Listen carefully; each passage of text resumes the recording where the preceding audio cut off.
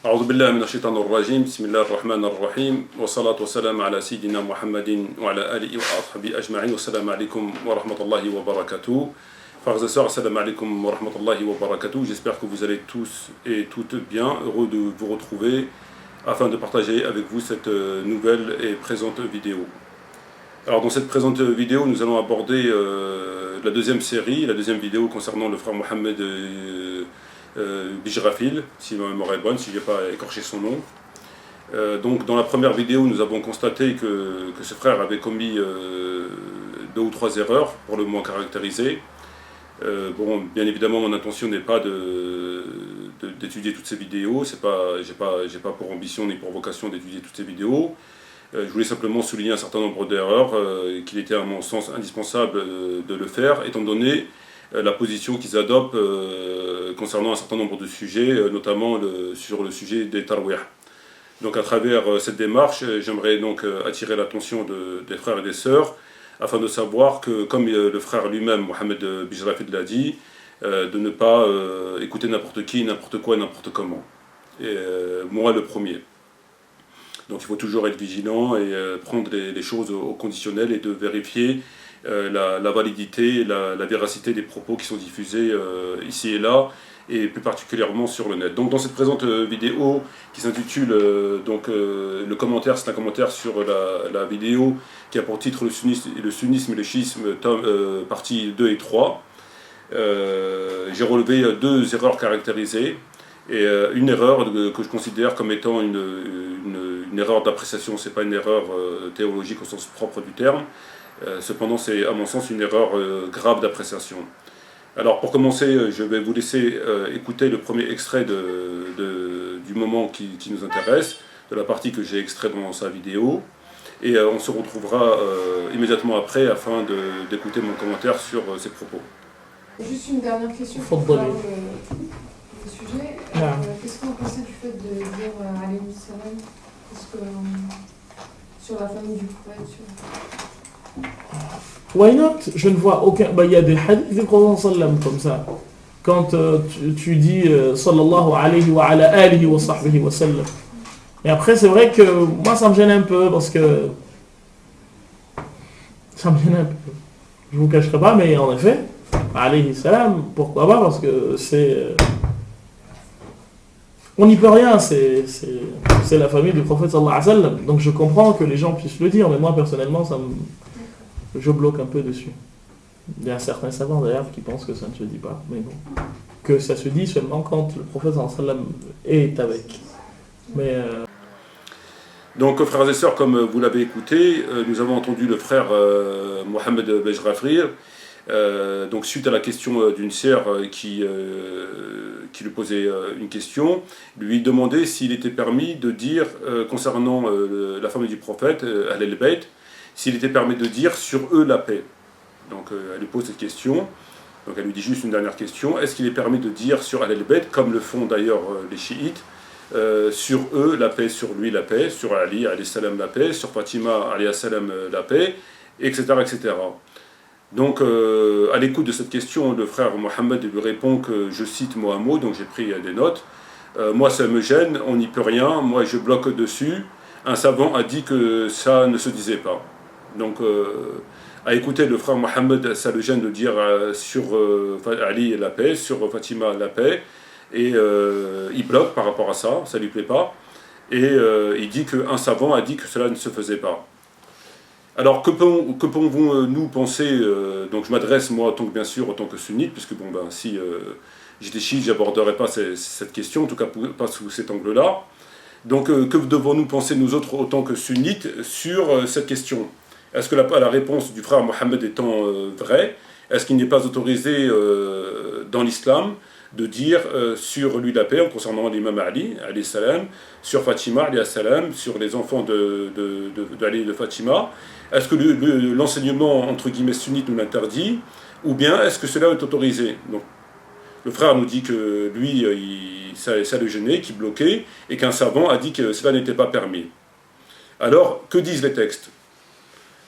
Alors il est très simple, moi j'ai consulté, j'ai lu donc un certain nombre d'ouvrages, et ça remonte à plusieurs années, et à travers la lecture de ces ouvrages, j'ai pu constater que tous les muhaddithin, que tous les rapporteurs des hadiths, et même de la sira ou du tariq, donc tous les sunnites, entre guillemets, des premiers temps de l'islam, donc du 2e, 3e, 4e siècle de l'Hégire, jusqu'à preuve du contraire, disaient tous alayhi salam, sur lui la paix, sur eux la paix, etc., concernant Ahl al-Bayt.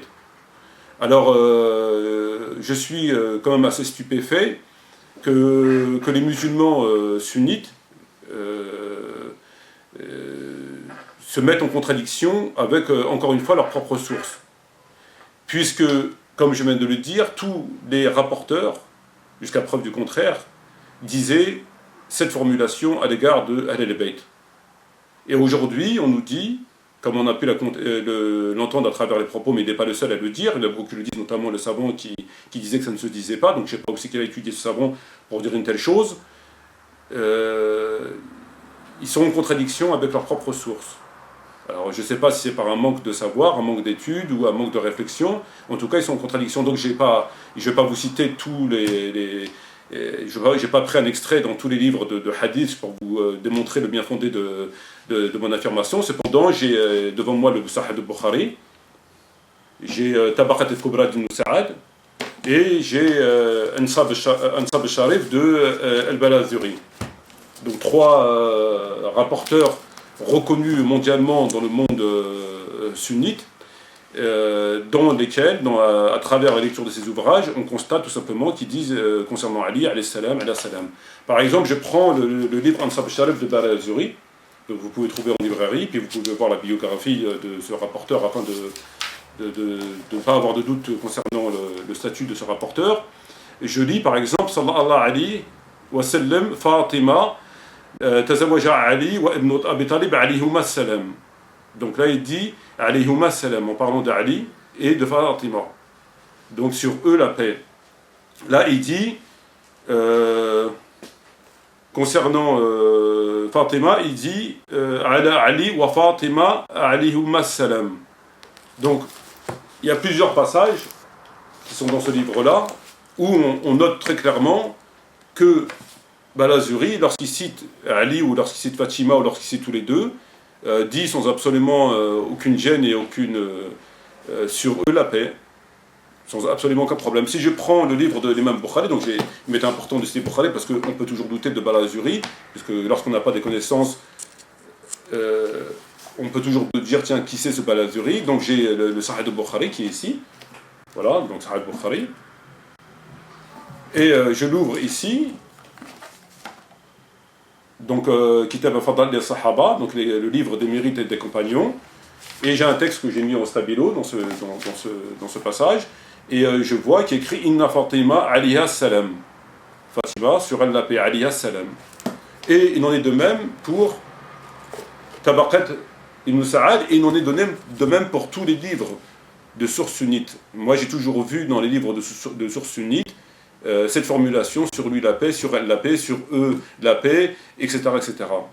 Donc lorsque le frère Mohammed nous dit que, je recite, moi ça me gêne, on n'y peut rien, moi je bloque dessus, un savant indique que cela ne se disait pas, je me demande très sincèrement où c'est qu'ils ont été à prendre leur science, j'arrive pas à comprendre, puisque tous les livres, comme je viens de le dire, le disent, à chaque fois ils le disent. Enfin, c'est pas systématique, mais vous trouverez à plusieurs reprises dans le livre concerné cette formulation. Voilà donc pour le premier point que j'ai considéré que le frère Mohammed se trompait. Donc en définitive, non seulement il est permis de dire Ali salam ou Ali salam ou alihuma salam ou alihum salam, mais en plus, à mon sens, je dirais pas que c'est une obligation, mais c'est une forte recommandation. Donc voilà pour le premier point. À présent, je vais vous laisser écouter la deuxième partie de la vidéo du frère, et on se retrouve immédiatement après pour apporter un commentaire sur ses propos. Abu Bakr as-Siddiq, a dit une fois à ses compagnons fermez toutes les fenêtres qu'il y a dans cette mosquée, à l'exception de la fenêtre de Abu Bakr as-Siddiq. Comme vous avez entendu dans la deuxième partie de la vidéo, frères et sœurs, nous avons entendu le frère Mohammed nous dire que concernant Abu Bakr radiyallahu anhu, que le prophète avait dit de fermer toutes les portes, mis à part celle d'Abu Bakr. Enfin, lui, il n'a pas dit porte, il a dit fenêtre. Donc, le frère Mohammed a dit que le prophète aurait dit de fermer toutes les fenêtres à part celle d'Abu Bakr, pour souligner le mérite d'Abu Bakr. Alors, donc, déjà, pour commencer, c'est pas une fenêtre, c'est une porte. Donc, le prophète a dit de fermer toutes les portes, il n'a pas dit les fenêtres, parce que les gens, même s'ils sortaient de la Jahiliya, ne rentraient pas par les fenêtres, ils rentraient par les portes. Donc, de fermer toutes les portes qui donnaient à la mosquée, excepté celle d'Abu Bakr. Et la référence de ce hadith, je ne sais pas de mémoire si le frère l'a cité, figure de façon certaine dans le sahih de l'imam al-Bukhari. Donc, il avance un certain nombre d'arguments sur lesquels, entre autres, il se repose pour souligner les mérites d'Abu Bakr, que bien sûr, je ne suis pas là pour contester aucunement. En tout cas, sur ce point théologique, sur ce point avancé comme argument, il est important d'apporter une petite rectification, qui est d'ordre purement théologique. Le frère nous a dit, pour souligner les mérites d'Abu Bakr, que le prophète aurait dit de fermer toutes les fenêtres, excepté celle d'Abu Bakr. Or, comme je viens de le dire, il ne s'agit pas des fenêtres, mais des portes. Que nous autres, autant que musulmans, que pouvons-nous penser de ce hadith? Il est dans le sahih de l'imam al-Bukhari, effectivement. Alors, moi, j'ai un certain nombre de textes qui figurent dans les livres de hadith, encore une fois, sunnites et mondialement reconnus, comme le livre de Abu Ya'la Musalli, donc je ne sais pas si c'est un Musannaf, c'est un Musnad, donc c'est le Musnad d'Abu Ya'la Musalli. J'ai le Tabaqat de Ibn Sa'ad, me semble-t-il. J'ai aussi le livre de Mujmu' al-Kabir de Tabarani et d'autres livres de sources. Donc c'est le texte que je veux vous citer, qui va rentrer en contradiction avec l'affirmation du frère Mohammed, est rapporté par un certain nombre de rapporteurs, dont entre autres Musnad Abi al-Musalli et puis d'autres rapporteurs à de multiples fois. Alors moi, lorsque je lis le livre de Abi al-Musalli, le Musnad, il y a écrit par exemple, Ibn Omar rapporte durant la vie du prophète, nous disions le prophète puis Abu Bakr puis Omar, en signe de mérite. Nous disions le prophète puis Abu Bakr puis Omar. Ali ibn Abi Talib a 3 vertus. Posséder l'une d'elles mais plus chère que posséder des chameaux roux.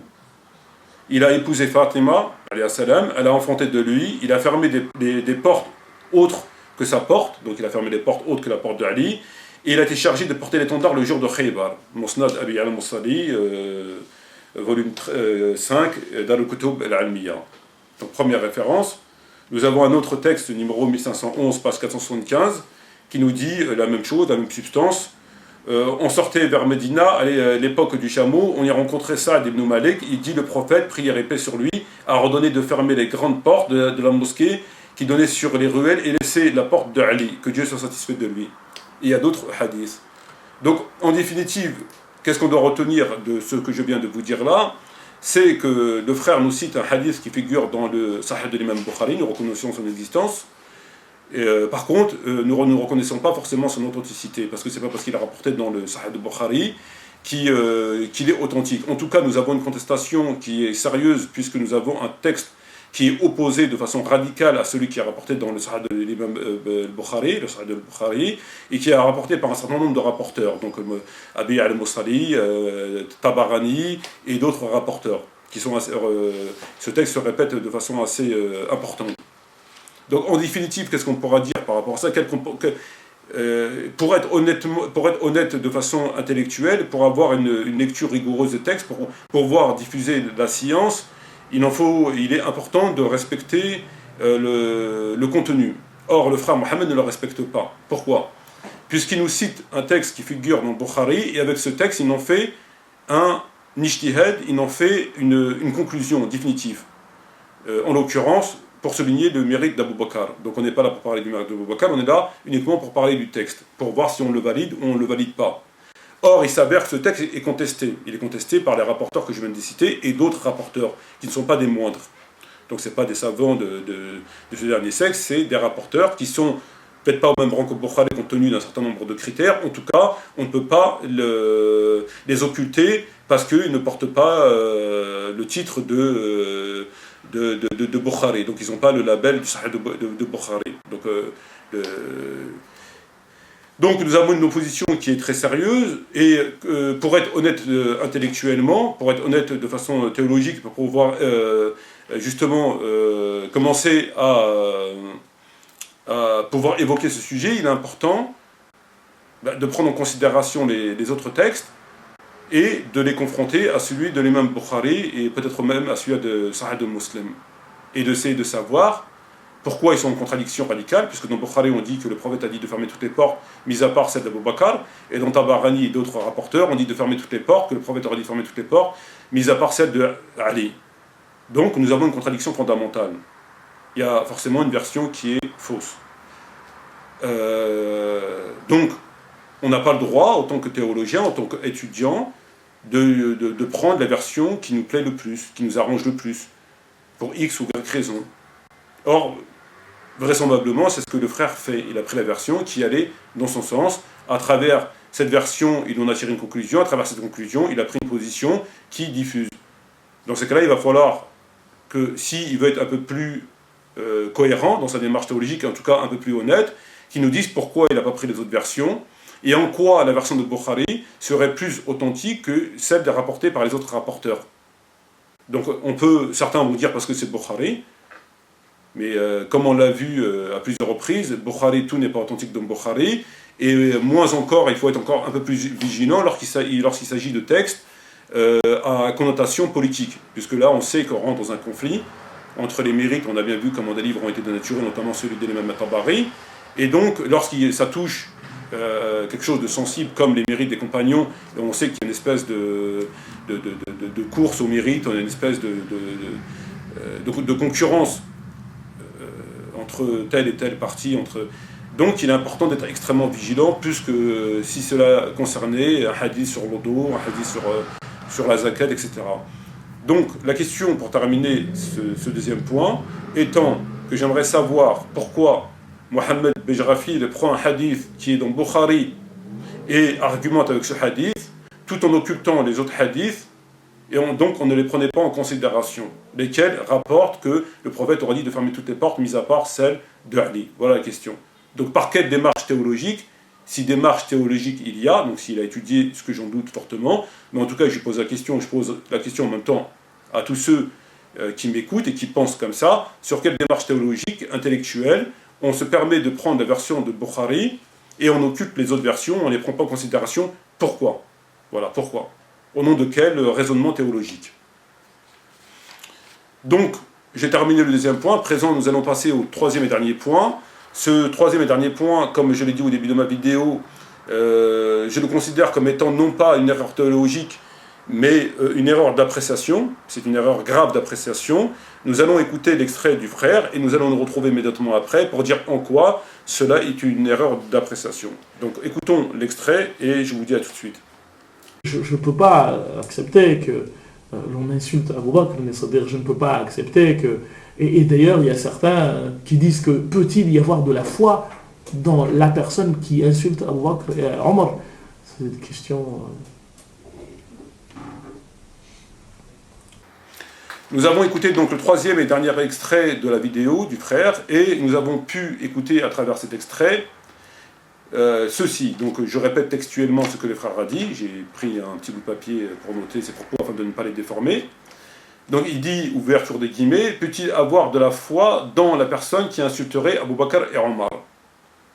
Donc est-ce qu'une personne qui, en l'occurrence les chiites, qui insulterait Abu Bakr et Omar, peuvent-ils avoir la foi ?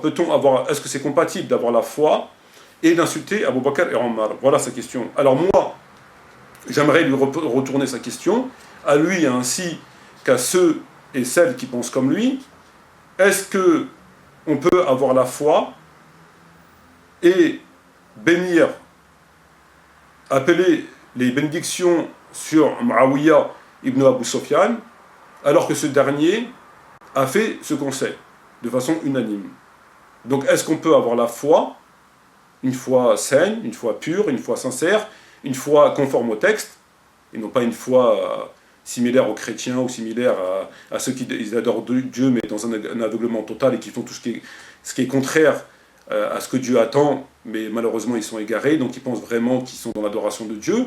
Donc une vraie foi, je parle, une foi qui fait accéder à l'adoration de Dieu, qui fait accéder à Dieu. Donc on accède à Dieu par la science, par le cheminement de la science et non pas n'importe comment, comme le font beaucoup de gens, notamment les chrétiens et d'autres. Donc, je retourne la question à mon frère. Est-ce qu'on peut avoir la foi et appeler les bénédictions et dire « Radi Allah anhu » et prier sur Muawiyah, alors que ce dernier a fait ce qu'il a fait? Ça, c'est un premier point, c'est une question. Alors, je sais que beaucoup le disent, pour des raisons autres. Beaucoup le disent, en tout cas des grands savants le disent pour des raisons, je dirais, de sagesse, entre guillemets. Mais si nous allons au fond du questionnement, est-ce que cela est autorisé? Est-ce que moi, si j'ai la foi réellement en Dieu, et que j'ai l'amour que Dieu nous recommande à l'égard de Ahl al-Bayt, etc., est-ce que je peux me permettre de dire à radiallahu anhu de prier sur Muawiyah et de le considérer comme étant un compagnon, un grand compagnon valeureux, etc., etc., alors que nous savons de façon unanime ce qu'il a fait. Voilà. Et enfin, une dernière question, toujours dans le même ordre, toujours dans la même direction. Lorsque le frère nous dit est-ce qu'on peut avoir la foi et insulter Abu Bakr et Omar, est-ce qu'on peut avoir la foi en même temps et accepter, non pas cautionner, mais tout simplement, ne serait-ce que accepter que l'agression de la maison de Fatima, texte qui est rapporté par un grand nombre de rapporteurs sunnites, dont entre autres Balazuri, Tabari et bien d'autres, est-ce qu'on peut accepter cela comme quelque chose d'anodin? Quelque chose comme s'il s'agissait d'un détail. Voilà. Est-ce qu'on peut accepter, lorsque l'on a une foi réelle, de considérer que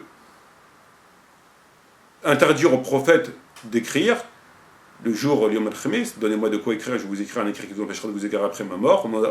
Le livre de Dieu nous suffit. Anna kitab Allah yikfi, a dit Omar ibn Khattab radiyallahu anhu. Est-ce qu'on peut considérer ce fait comme étant un détail?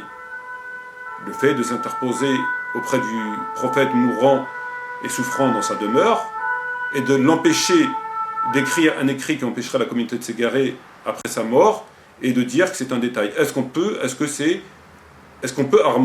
harmoniser ces deux positions? Est-ce que c'est normal? Est-ce que c'est plus choquant que ce que le frère a dit? Que lorsque le frère a dit, est-ce qu'on peut avoir la foi et tenir des propos déplacés à l'égard d'un certain nombre de compagnons, pour généraliser? Donc est-ce que cela est plus choquant que ce que je vous dis là, et qui est un fait unanime reconnu, sans absolument aucun doute? Voilà. Donc je considère qu'il y a un moment donné, il faut être en conformité avec ces textes, et d'arrêter de lire et de comprendre selon ce qu'on a envie de comprendre, et de faire un ijtihad et une réflexion qui prennent en considération l'intégralité des informations contenues dans les livres, et non pas qu'une analyse partielle de ces textes, et donc par conséquent partiale, bien évidemment. Donc est-ce qu'on peut continuer à étudier, à diffuser la science en prenant des textes comme ça, sans les réfléchir? Il a fermé les fenêtres alors que ce texte est contesté, mais on le zappe, c'est pas grave, on l'a pas vu, on veut pas le voir. Est-ce qu'on dit pas Alayhi salam alors que tous les sunnites, c'est pour ça qu'il faut faire une distinction entre sunnites et néo-sunnites. Le sunnite, le vrai sunnite, et le Bukhari, et Muslim, et les rapporteurs, les grands parmi les grands des premiers siècles de l'Hégire, lesquels ont contesté Trawih, lesquels ont tenu des propos qui sont en totale contradiction avec ce qu'on voit alors d'aujourd'hui, au même titre qu'on peut souligner la contradiction évidente entre l'islam et les musulmans. Lorsqu'on lit le Coran et la Sunna, on voit bien qu'il y a, et c'est le moins qu'on puisse dire, une différence entre ce qui est écrit dans les textes et la pratique. Mais ça, c'est valable pour tout le monde, c'est valable pour les chrétiens, c'est valable pour ceux qui font appliquer la loi en France. On voit une distinction entre le code pénal français et le code de procédure pénale, et ce que font les juges, et ce que font à plus forte raison des policiers. C'est valable aussi chez les juifs, c'est valable aussi et surtout, je dirais, alors aujourd'hui chez les musulmans. Donc, est-ce qu'il est raisonnable de manger de ce pain-là? C'est-à-dire accepter d'être en contradiction avec ses propres sources et venir ensuite diffuser la science et égarer des gens.